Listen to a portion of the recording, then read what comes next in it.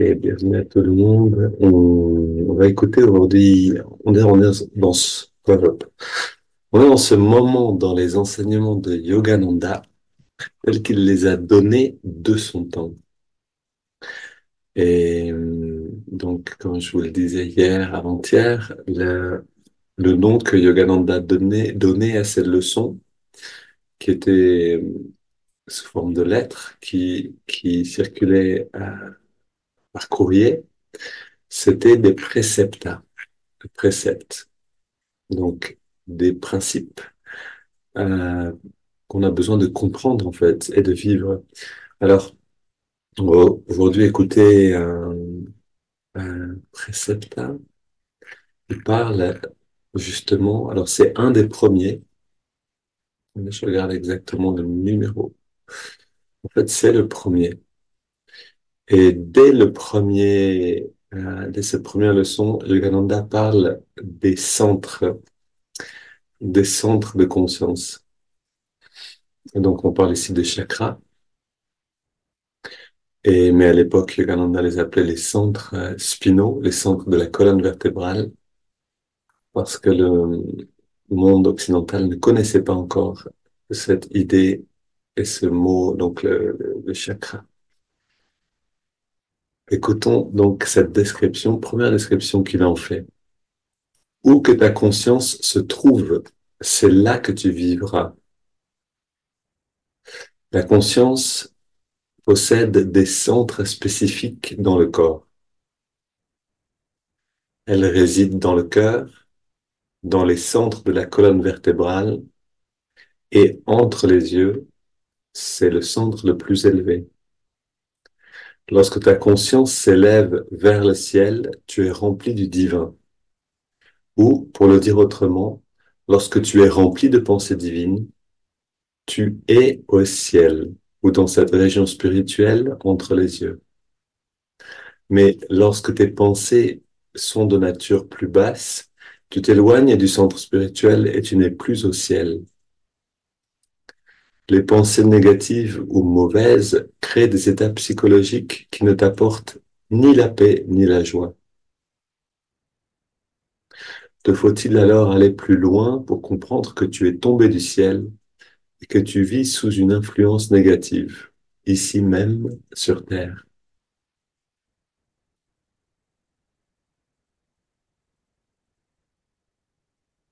Et voilà en fait la phrase clé que Yogananda nous donne dès le début, où que ta conscience se trouve, c'est là que tu vivras. Donc l'endroit où la conscience se trouve, c'est là que l'on vit. Et Swami Kriyananda parle de cette expérience qu'il a eue quand il était jeune moine à Mount Washington. Et c'était une période dans laquelle Yogananda avait très peu de temps à lui accorder parce qu'il était très occupé avec la traduction ou avec l'écriture d'un livre, je sais plus exactement. Et, euh, et donc le jeune Swami Kriyananda qui s'appelait Donald Walters, a commencé à sentir de la tristesse, sentir un petit peu une forme de un mood, une humeur négative comme ça qui venait en lui, une tristesse, sentiment d'abandon peut-être, parce qu'il avait eu avant un temps riche avec Yogananda et avec son maître, donc et puis là il y avait cette distance tout d'un coup. Et, euh, et donc il a essayé, et il le décrit lui-même dans différentes interviews, dans différentes conférences, il a essayé de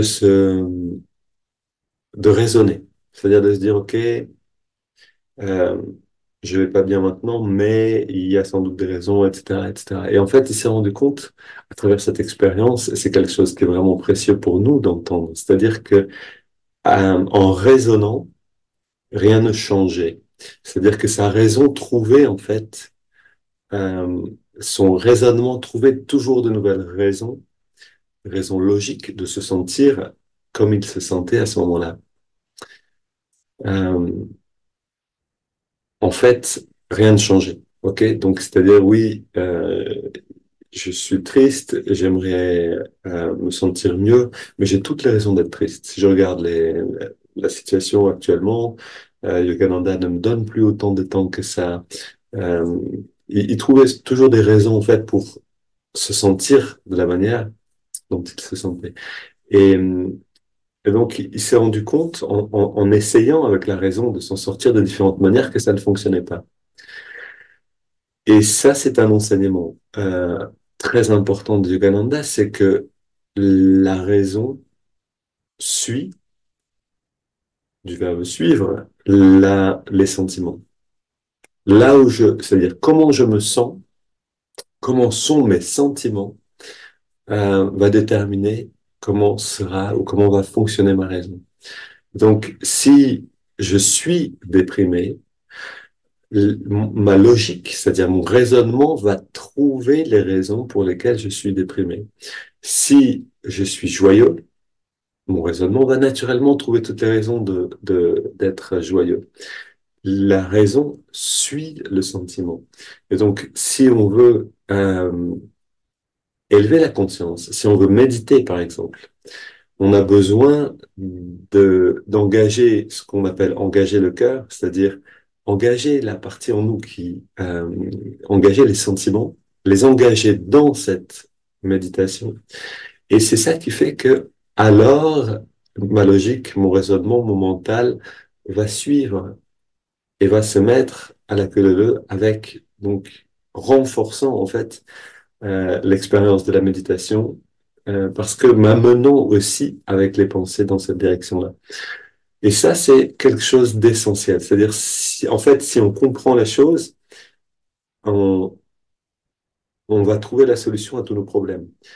Elle n'est pas compliquée. C'est exactement ce que dit ici Yogananda. Où que ta conscience se trouve, c'est là que tu vivras. Donc, c'était ce qui s'est passé pour le jeune Swami Kriyananda. Il était dans l'ashram. À Washington, il se sentait un peu déprimé parce qu'il avait plus cette attention de son maître. Je pense que c'est quelque chose qui arrive à tout le monde. Quand on passe du temps près d'un saint, près d'un maître, et il y a un moment où si on reçoit moins de sa joie, de son temps, de son attention, on va sentir qu'il y a quelque chose qui manque profondément.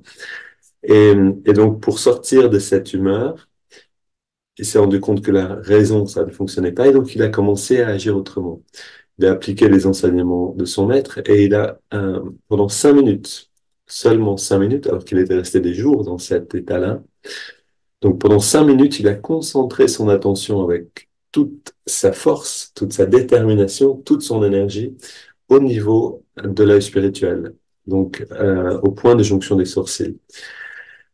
Et 5 minutes ont suffi pour que son état d'esprit, que son ambiance intérieure, son humeur change radicalement. Et à partir de là, il a vu, en fait, les choses avec une autre clarté. Il comprenait tout à fait pourquoi son maître ne pouvait pas lui donner autant de temps qu'avant. Et il voyait exactement les bonnes raisons.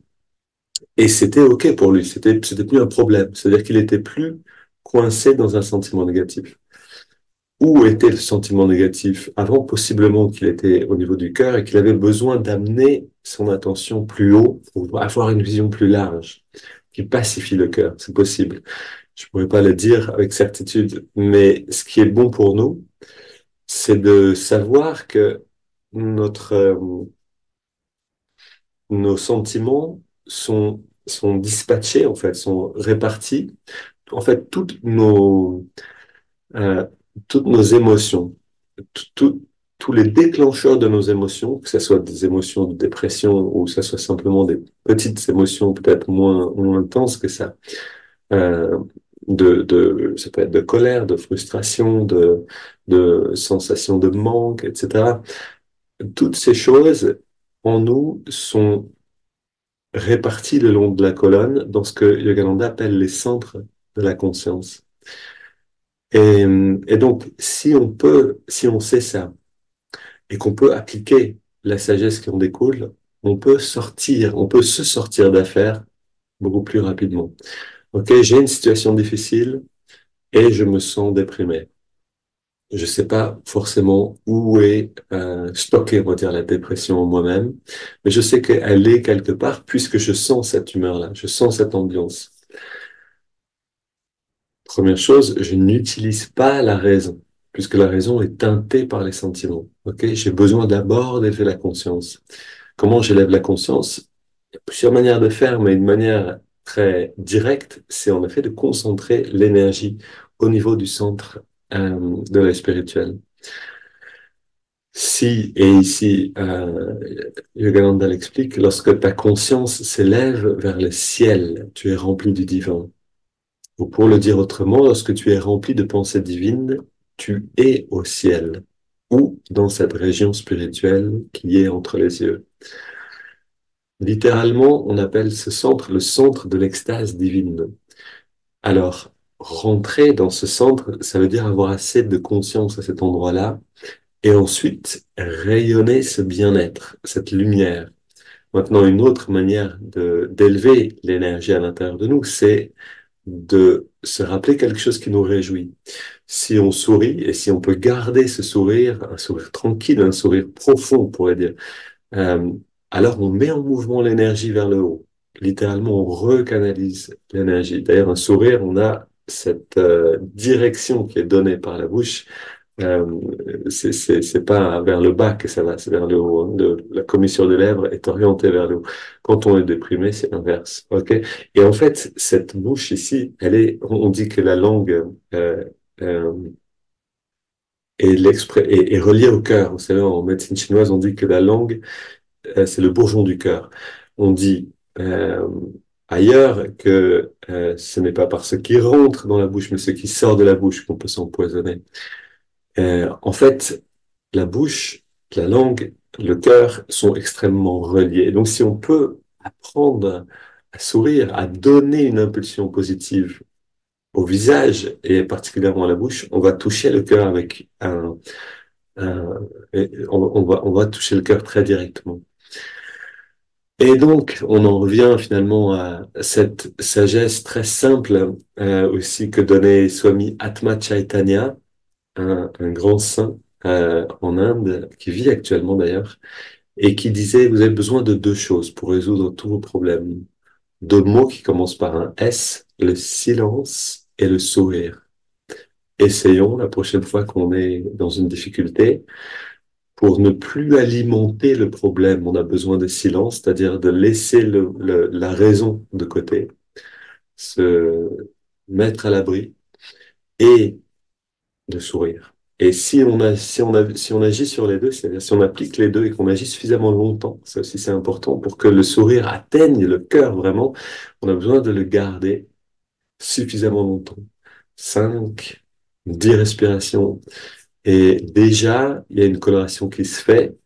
Et si en plus on amène l'attention au niveau de la spirituelle, tout en pratiquant de cette manière, alors on est sorti d'affaires assez rapidement. Maintenant, c'est possible que cette tendance à la dépression soit très forte en nous et qu'on ait besoin de se battre pendant un certain temps pour réorienter l'énergie en nous. C'est tout à fait possible. Mais la bonne nouvelle, c'est que c'est possible. Rien n'est impossible pour la conscience. On peut la rediriger, on peut la déménager littéralement. On peut habiter là où on décide d'habiter. Ok, maintenant, allons dans la méditation elle-même. Prenons une grande inspiration, puis on laisse le corps respirer naturellement.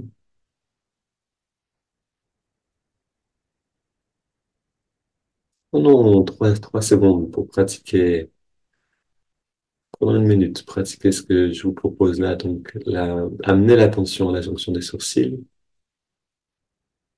et trouver un bon sourire. Quelque chose qui nous a réjouis récemment, on peut garder un instant à l'esprit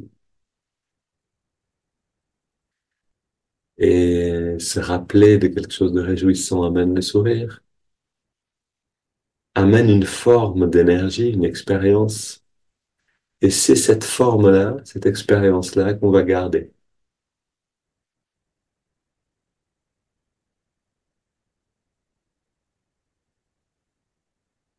Une fois qu'on a les éléments, concentration à la jonction des sourcils et le sourire, alors on garde simplement le sourire. On peut laisser le souvenir s'en aller. mais on garde l'énergie elle-même.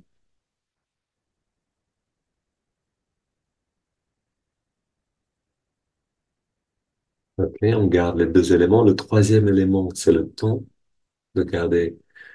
En fait, c'est la consistance, c'est la persistance. On reste dans cette énergie, dans cette pratique, quelques secondes encore.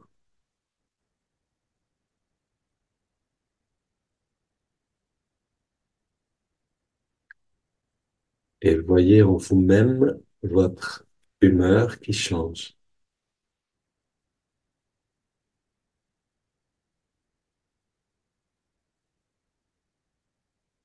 Merveilleux. Là, une des plus belles pratiques. En fait, euh, je vous encourage à le faire. C'est que ce soit votre pratique constante, c'est-à-dire de ce rayonnement-là qu'on est en train de générer à l'intérieur et à l'extérieur, bien sûr, peut devenir notre nouvelle qualité de conscience.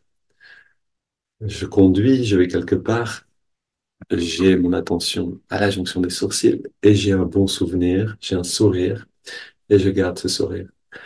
Et au début, ça peut paraître un petit peu difficile et très rapidement, ça devient naturel. Et si finalement ça devient étrange de ne plus vivre dans la joie. Comme vous voyez ici, vraiment la joie, c'est le chemin, mais c'est aussi le but. C'est le but, mais c'est aussi le chemin, c'est surtout ça. C'est-à-dire qu'en allant au bon endroit, avec nos pensées, dans un bon souvenir, dans la joie elle-même, et en allant au bon endroit dans le corps, dans le bon centre de la conscience, on grandit naturellement. C'est comme si on arrosait la plante de l'esprit et ça grandit naturellement. Ce qui nous empêche de grandir, c'est de nous oublier finalement dans une humeur triste. Ok, vous avez maintenant les clés du paradis, voilà en tout cas qui sont très faciles à utiliser. Maintenant, allons dans la pratique, dans les préparations, on inspire profondément en entrelaçant les doigts au niveau de la poitrine. Expire les mains vers l'avant, on arrondit le dos. Inspire, on étire vers le ciel. Expire, on se penche vers la gauche pour étirer le côté droit. Inspire au centre. Expire, on se penche vers la droite. Inspire au centre. Expire, on se tourne vers la gauche, on pose les mains et on va le plus loin possible dans la rotation. Est-ce que dans toute cette activité, on arrive à garder la même qualité?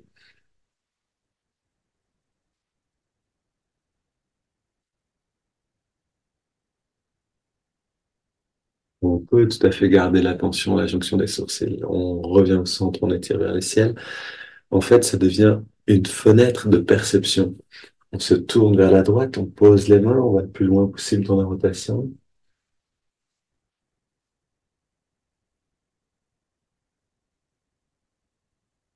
et on revient au centre. Pose les mains derrière et là, on va ouvrir la poitrine. On se penche un petit peu vers l'arrière avec le dos seulement et on ouvre en respirant et en resserrant les coudes et les épaules derrière.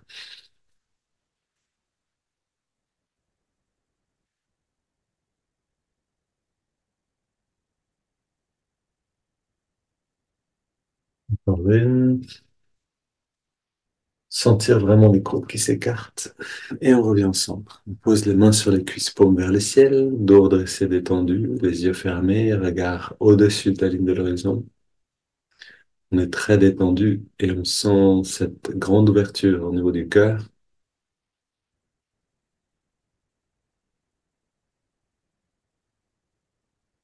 Et en fait, tout ce qu'on fait, ça contribue à ce même bien-être. C'est-à-dire, si on peut garder cette pratique, le sourire et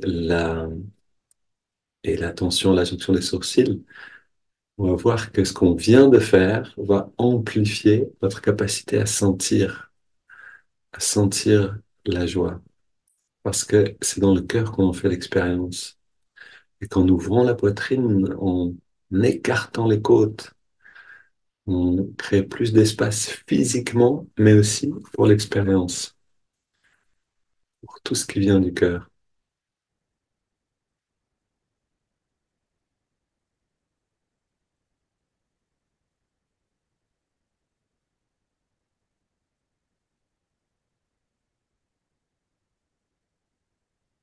Et maintenant, respirons profondément une douzaine de fois.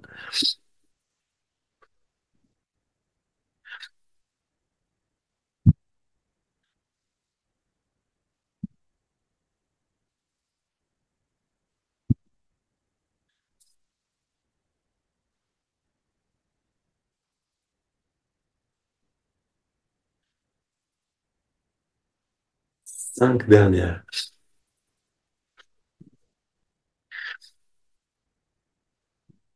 Dernière,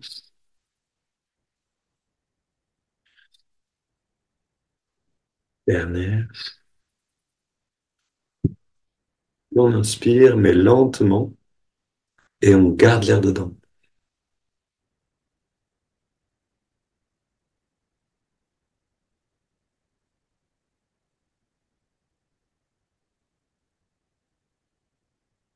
On retient le souffle et on détend bien tous les muscles. On détend au maximum, puis on laisse l'air sortir sans faire d'effort. Et on arrête simplement de respirer.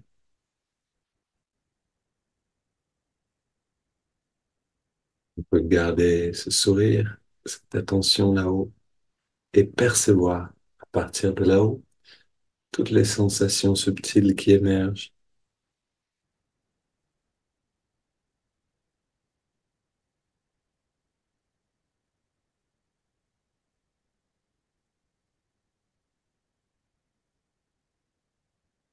Puis on inspire profondément, lentement. On garde l'air dedans, on rentre le ventre, on contracte le périnée, on redresse le regard. On relâche tout et on expire.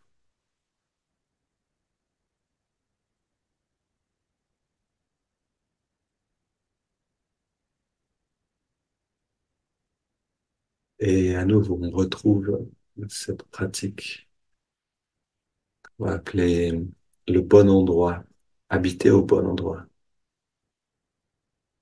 Retournons au bon endroit. Ça, c'est vraiment, ça devrait être notre pratique constante. Alors, on va se rendre compte que la plupart du temps, on est perdu. On est perdu dans des pensées, dans des émotions plus ou moins nébuleuses, dans un brouillard de sensations. Et à chaque fois, on revient à l'intérieur, on revient au bon endroit. Un sourire tranquille, léger, et l'attention à la jonction des sourcils.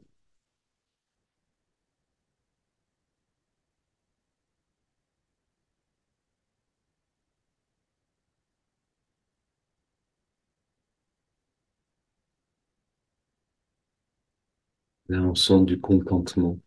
Ce contentement, c'est ce qui nous amène dans la bonne direction.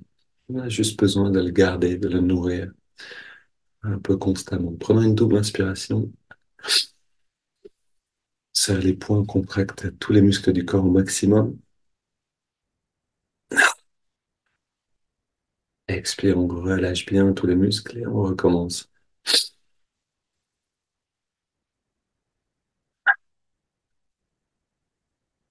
Se libère des dernières tensions.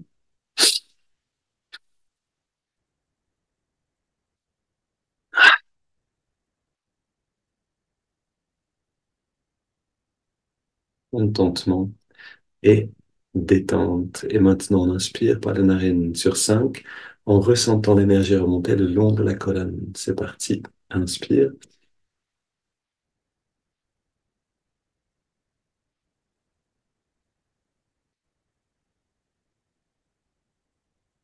On garde l'air dedans Et on concentre l'attention à la jonction des sourcils.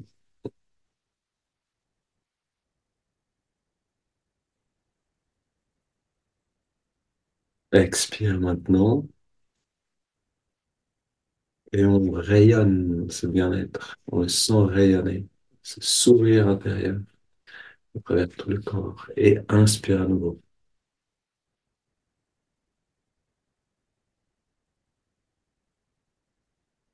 On garde l'air dedans.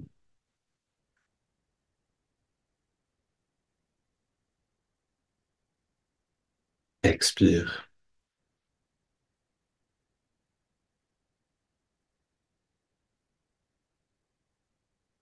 Inspire.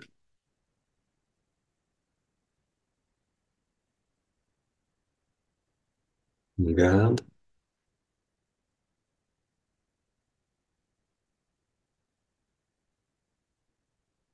Expire.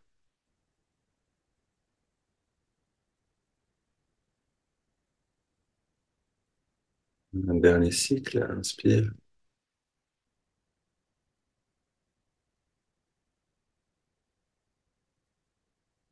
On retient le souffle.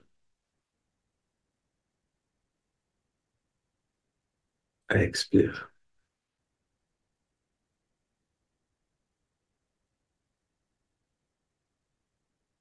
Prends maintenant une grande inspiration. On laisse le corps respirer de lui-même.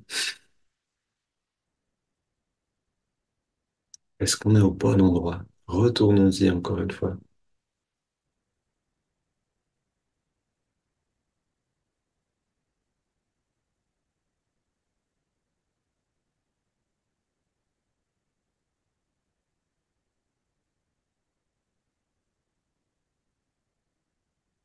On s'assure de sentir la joie.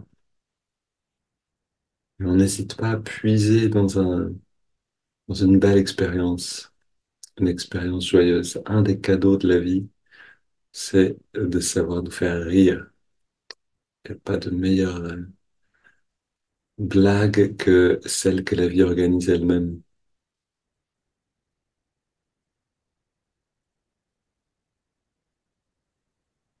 Et maintenant, gardons cette qualité-là. Amenons l'attention dans les narines pour ressentir la fraîcheur de l'inspire et la tiédeur de l'expire à l'endroit où on sent l'air le mieux.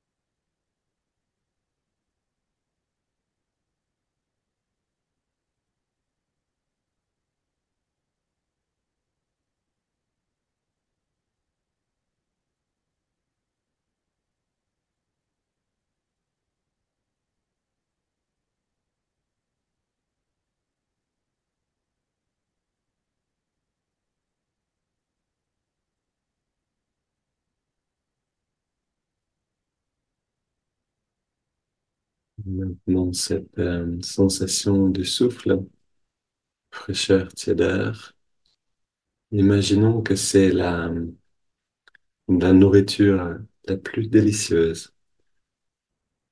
Prenez ce que vous aimez le plus et appliquez-le sur la sensation de la respiration.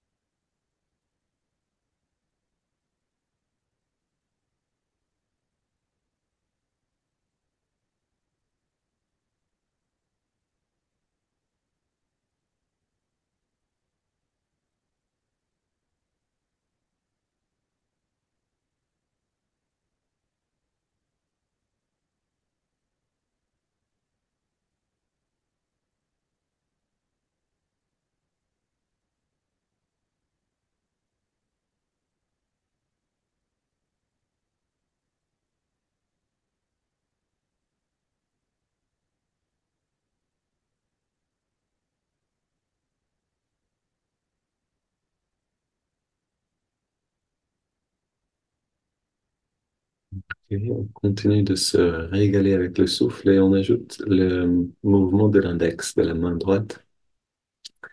À chaque inspiration naturelle, l'index revient un petit peu vers la paume de la main. À chaque expiration naturelle, on relâche complètement l'index et en même temps, on relâche toute tension musculaire, toute tension corporelle.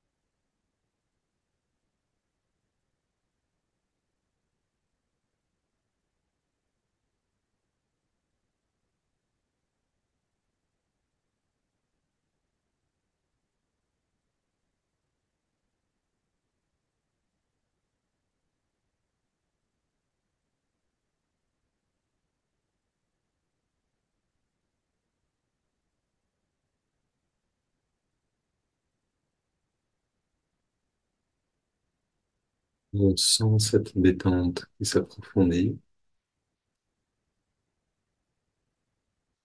On ajoute le mantra Hong So. Hong sur l'inspiration et So sur l'expiration naturelle.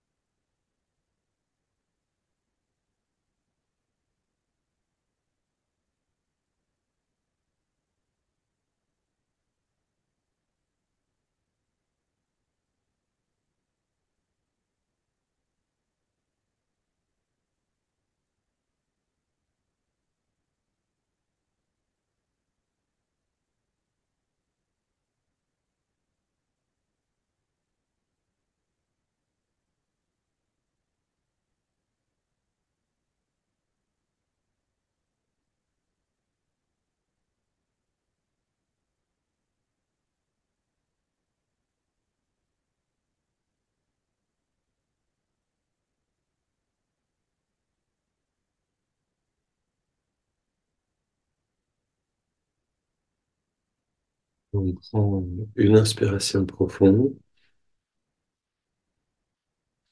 on expire en 3 fois, une seconde sans respirer,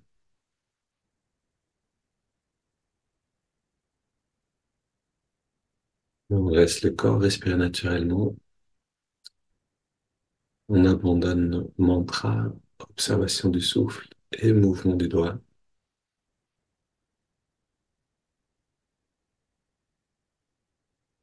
On est au bon endroit.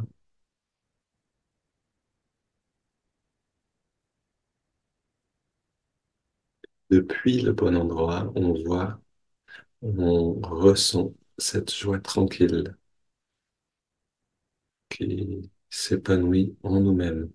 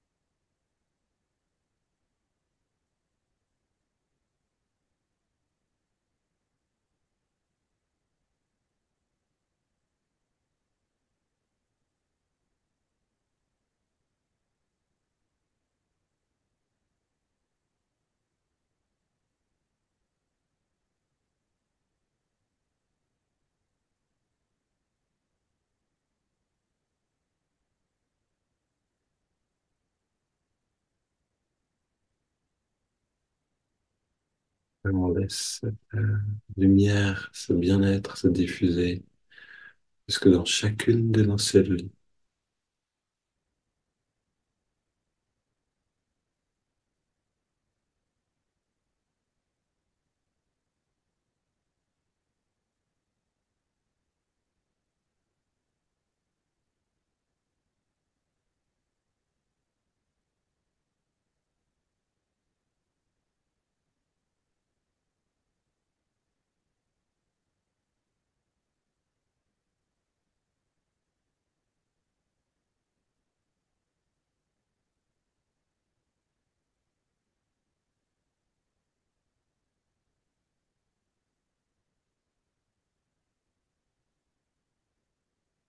Laisse ensuite ce rayonnement aller bien au-delà du corps, comme une expansion de notre conscience.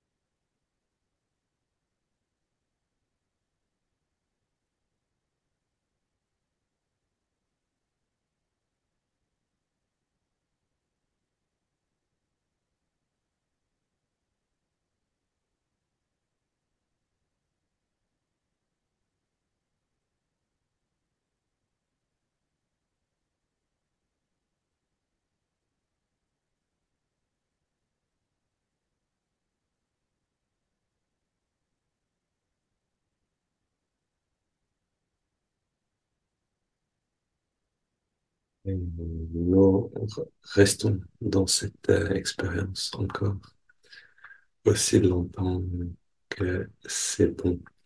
Belle journée à tous. N'oubliez pas de rester au bon endroit aujourd'hui.